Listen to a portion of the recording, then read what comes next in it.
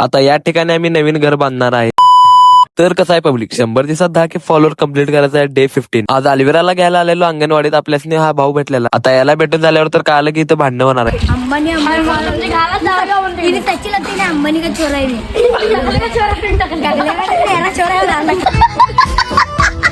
मग तेवढ्यात आली आमची अलिवेरा. ही अंगणवाडीला असल्यामुळे ह्याला रोज गाडी घेऊन आणायला जायला लागतंय. आता घराकडे जाताना तर आपल्याला रमजान भाऊ भेटलेला. चला जातो कामाला, चाललो आता खतम बाय.